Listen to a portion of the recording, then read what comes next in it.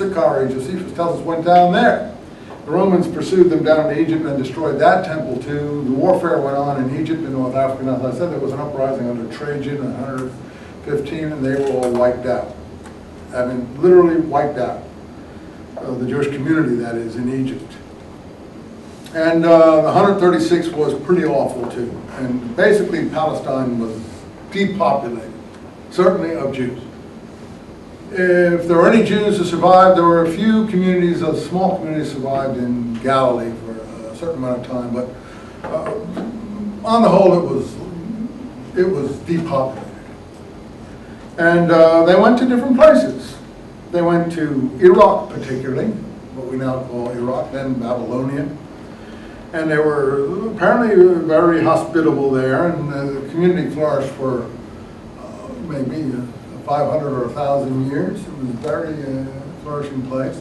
They went further afield into North Africa, Carthage, and other places. They'd already gone to Carthage under the Phoenicians, and it's hard to tell Phoenicians from Jews, by the way, because the northern kingdom cooperated with the Phoenicians, and Hiram of Tyre, as he was called, was very close to Solomon, and they used his materials to build the temple.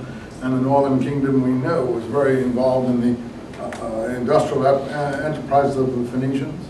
The Jews followed the Phoenicians in different settlements across the Mediterranean. They were in Spain before the Romans were. And a lot of places like that. So the Jewish communities grew up in places like that. Grew up in Byzantium, grew up north of the Black Sea. Jewish traders went all the way to China. They're called the Rhodanite traders. They dominated the trade routes from Babylon and the Silk Route and so on. So, I mean, it was a very wide-ranging activity that was going on, but not so well documented. In Egypt, for instance, Philo's family, the one who I mentioned before as a very important family who'd gone to complain about Pontius Pilate, he, a Jewish philosopher in Egypt of the upper classes, his family dominated the Red Sea trade to India. And I've been to India, and I can tell you there are synagogues in India that go way, way back, and their traditions go way back on the Malabar coast, the traditions of Cochin. And if you go to India and you go to Cochin, certainly go visit the synagogue there, because it was really a very old synagogue, and their paintings on the wall show them arriving around this period in India. Whether it's mythological or real, you have to decide. I think it actually was. Jewish groups spread out down into southern Arabia, as I told you, into Ethiopia. They're still coming back to Israel from Ethiopia now, and we're far-flung areas. And Rome, too. But Palestine was really forbidden them, if you want to call it that way, after the two uprisings. And certainly Jerusalem was forbidden. It was actually barred. No Jews could enter Jerusalem after the first and the second uprising. They thought the temple was going to be rebuilt in the second uprising, and they were discouraged and found out that it wasn't. And then things got really bad. I don't have all of the details about how bad things got, but they got very, very bad in terms of Palestine. But the Romans were fairly generous in other places in terms of allowing subject peoples to flourish as long as they didn't make trouble. So these other places did. There were Jews in Rome, there were Jewish catacombs in Rome. As I said, Spain was a very old community before the Romans got there. Gaul to some extent, Black Sea, around the Black Sea, and then further east, it's hard to document, certainly in Mesopotamia, and then on to these other routes. There are Japanese tribes that claim descent from Jews to this day. And there are tribes in Afghanistan that claim descent from Jews. These may be mythological. I think there's some of it is real history. The Japanese thing, I think, has some background to it. Not all of Japan, but a certain small trickle of contact there. And certainly there are Jews in China, old communities from the trade routes. I forget the name of the big city out there in western China.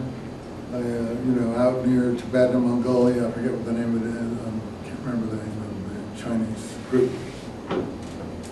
But those groups were going on all of this time. But in the Roman Empire, when Christianity took over the Roman Empire, It was a very virulent form of Paulinized Christianity that took over the Roman Empire. And I don't have all the details. You can read a lot of books that have been written on this subject now. I think The Sword of Constantine is a recent book on that subject. And there are one or two other books of that kind that have been written that shows this is a very, very virulent form of Christianity as far as Jews went, as far as anti-Semitism went. And the reason all you have to do is pick up Eusebius's history. I mean, I'm glad Eusebius wrote his History of the Early Church for whatever good and bad it is. But as a person, he's not a Christian. He's full of hatred. He doesn't realize he's full of hatred. He's full of hatred, and his hatred is virulent. I mean, he loves the fact that the Jews are reduced to such starvation in Jerusalem, according to Josephus, that they end up eating their own children. He loves that. He has it all, and he has it in his books to show how they were punished for their crimes against Christ. And this is the man who was Constantine's archbishop. I mean, just read the first two books of Eusebius's church history, and you'll understand, unfortunately, some of the attitudes in the Western world that we just saw illustrated in Malibu with a drunk driving confrontation. I mean, those people who behave like that or have those mindsets, I mean, they're not really responsible for it. It's been percolating through the undercurrent of the civilization for several, almost millennia, 1-2 millennia. And as a good Christian, you have to do everything you can to fight against that, I think, because the seeds are unfortunately there. And so and when you get someone like Eusebius, it's in raw outline. He doesn't know he's a bigoted person. He's a totally bigoted, virulently full of hatred person. So, I mean, you say, well, how can that be? He's a good Christian, isn't he? No, he's a bad Christian. He's not a good Christian. I mean, that to me isn't what a good Christian should or would or ought to be. You know, I'm not a judge. I'm not going to accept that as a good Christian, for sure not. And yet he writes early church history, and he helped Constantine, who was no saint by any means. Constantine didn't take his conversion to his deathbed because he didn't.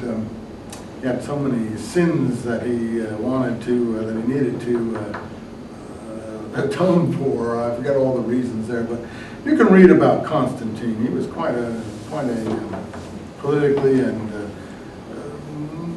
pretty ruthless, violent person. His adaptation of Christianity, for whatever reason, he wanted it to be the state religion.